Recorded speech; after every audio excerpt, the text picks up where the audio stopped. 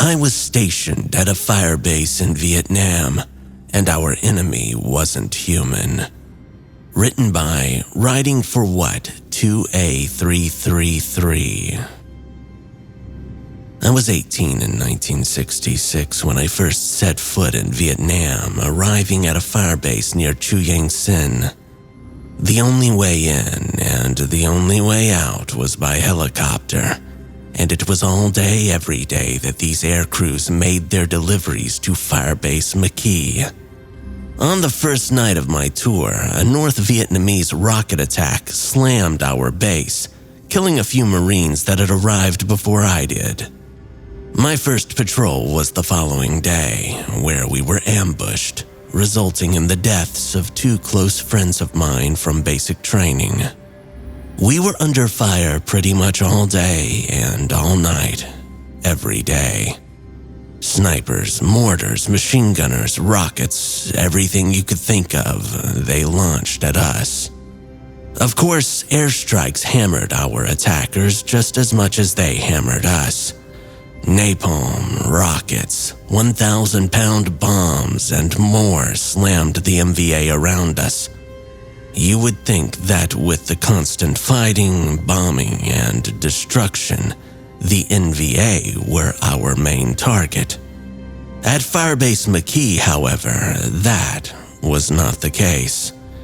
Here, entire patrols would be wiped out seemingly out of nowhere. Whenever there was a lull in the rocket attacks at night, if you listened closely, you could hear the screams of the NVA. Sometimes you'd hear firefights that seemed one-sided. You'd hear AK-47s, SKSs, and the other standard NVA weapons firing. Soldiers barking orders in Vietnamese, but no American weapons were returning fire. There were no American voices cursing the NVA or American firepower targeting the firefight. It was almost as if they were fighting something instead of someone. I got used to it after my first week, but there was an event that made it much worse than I could have imagined. A few ARVN troops arrived, Vietnamese fighting on our side, and one of them bunked with me when my usual bunkmate was wounded by shrapnel. As usual, rockets fell, machine guns fired, and our jets hammered the jungle. Almost like clockwork, after our jets finished up, the one-sided firefight started. This time, it was a little closer than usual. As we listened, the ARVN trooper with me sat up in his bed and listened with a look of horror upon his face. I thought nothing of it, thinking that he was just not used to hearing such events. That was until he informed me of what the MVA were saying. All this time, I had had no idea what was going on, and after he told me, I was wishing I didn't know. They say they're fighting a Thần Trùng, a demon that tortures the souls of the deceased, he said. There was a sense of fear and seriousness in his voice that made me believe him.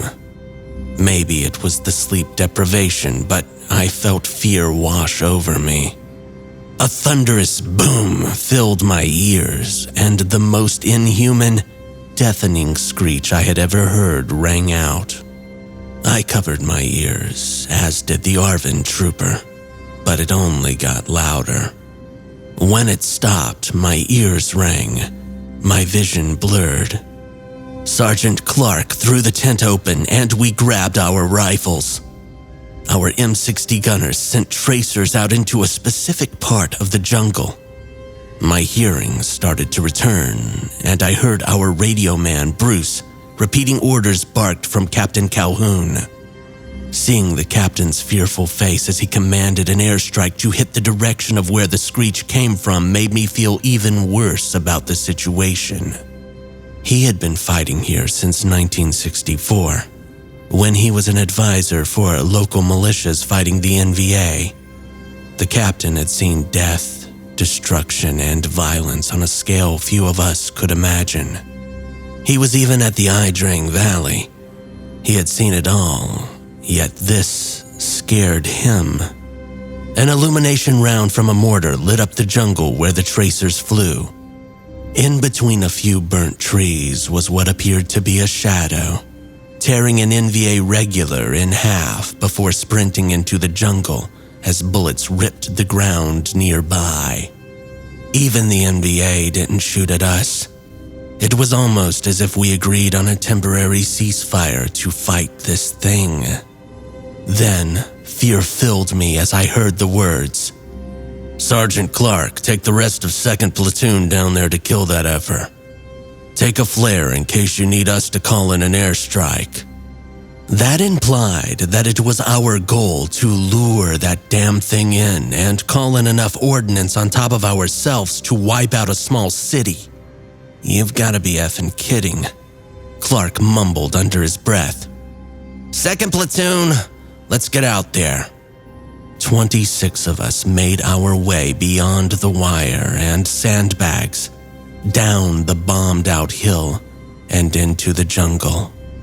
Mortars and tracers still landed all around us, but our guys did their best to avoid hitting us.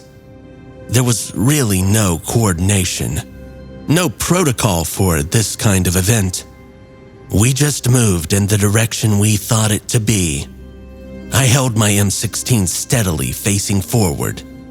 Gene, our M60 gunner, who stood 6'6", let loose a few rounds in every direction that he saw movement, with extra ammo belts over his shoulders. Bruce, the radio man, stayed close behind Clark in case of a needed airstrike. As we made our way further, our group seemed to dwindle. Men would disappear at the back of the group, or they would just vanish near the sides. There was no resistance or gunfire, they just vanished. The Chuyangsin Mountain had a few caves here and there, and when we reached the entrance of one, we figured that we were in the right place. Our group was now 16 strong, 10 men having disappeared. The scratching and inhuman wailing from the cave suggested that we were in the right place. The tracers and mortars stopped hammering the jungle. "Captain, we've reached a cave that we believe to be housing the target." No response came from the other end of the radio. Through the treetops, we could see Firebase McKey, and we could hear the sound of jets approaching. We watched as napalm covered the entire hill, leaving few survivors, if any.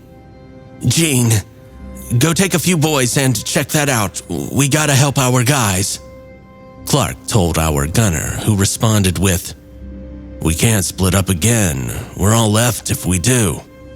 At that moment, Clark's head morphed quickly, ballooning up with a mouth of jagged teeth, which in a fraction of a second bit down on Gene's right arm. The rest of what we thought was Clark morphed into this awful creature, tall with quick, jagged movements that scratched and tore at our troops. Gene drew his knife and fought before being torn apart in front of us. With one quick slice of the monster's arm, Bruce was cut in half while we shot the thing. It slammed its claws down on my left leg, shattering it. I watched as my comrades fought the beast, and I crawled over to Bruce, who was dead.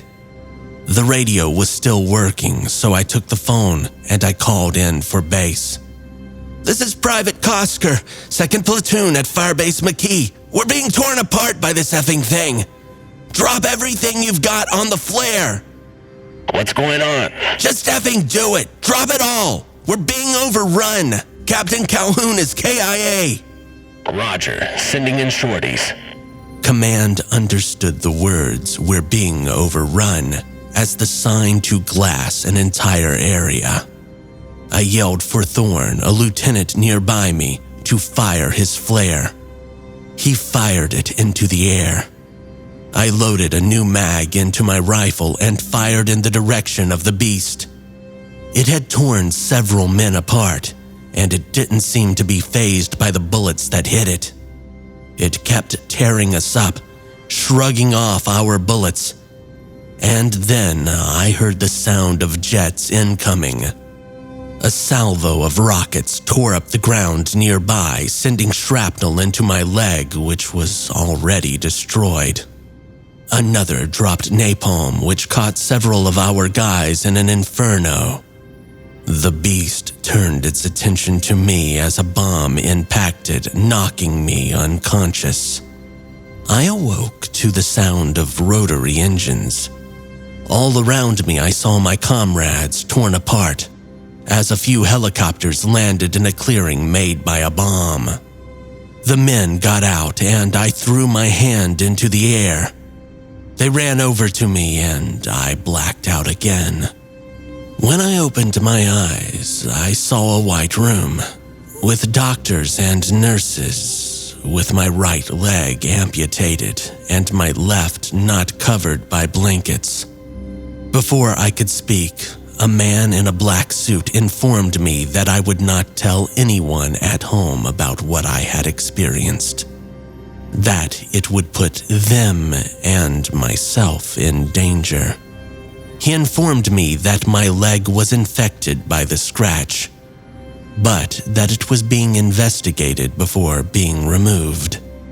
They cleared it for amputation, and a month later, I was back in Virginia. Of course, I'm old and I'm nearing the end. This story needs to be shared. I just hope that my story is heard alongside the rest of the men at Firebase McKey. We never should have been there, and the government knew it. 2 more entire companies were wiped out before the US abandoned it, claiming that the NVA pushed us out. I know that the NVA kept fighting that thing for years after I left, and I have no doubt that it's still out there.